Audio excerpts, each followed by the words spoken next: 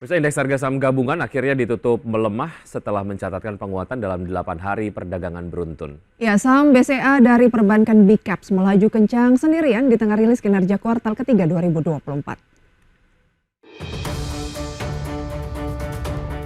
Indeks harga saham gabungan atau IHSG turun tipis 0,02% ke level 7.787,57 di perdagangan Rabu 23 Oktober 2024. IHSG cenderung bergerak flat karena di sesi 1 IHSG dibuka di level 7.788. Namun secara intraday IHSG sempat menembus level tertinggi di 7.805. 5 indeks sektoral turun bersama dengan IHSG, di antaranya sektor properti dan real estate anjlok 1,04%.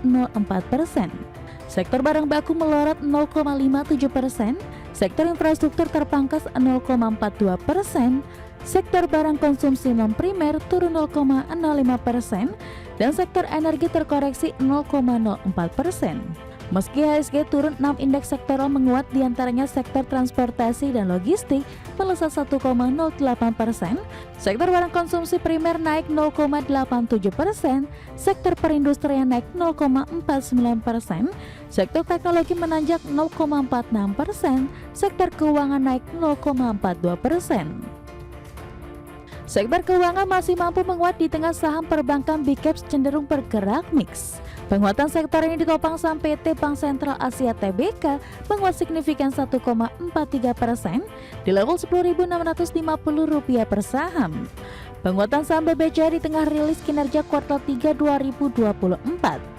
Dikutip dalam Public Expose Virtual Perseroan, BBCA membukukan laba bersih sebesar Rp41,1 triliun, tumbuh 12,8% secara tahunan kuartal 3 2024 dari setahun sebelumnya di Rp36,4 triliun.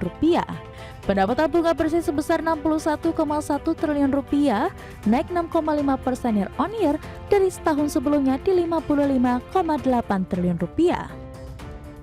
Sementara itu dari sisi konstituen saham PT Telkom Indonesia Persero Tbk menjadi beban utama IHSG sebanyak 8,02 indeks poin, melemah 2,90% di level Rp2.940 per saham. PT Dian Swastatika Sentosa Tbk dengan beban sebesar 5,81 poin, melemah 3,46% di level Rp43.300 per saham. Saham PT Bank Rakyat Indonesia Persero Tbk sebesar 4,34 indeks poin, melemah 0,82% di level Rp4.860 per saham. IHSG ditutup di zona merah tertekan oleh sentimen proyeksi pertumbuhan ekonomi Indonesia yang diperkirakan Bank Dunia sebesar 5,0% untuk tahun ini dan 5,1% tahun depan. Bahkan IMF masih mempertahankan proyeksi ekonomi Indonesia di level 5,1% hingga tahun 2029. Di sisi lain, pasar masih menunggu arah kebijakan ekonomi yang akan diambil pemerintahan baru, terutama program 100 hari kerja. Berbagai sumber, IDX Channel.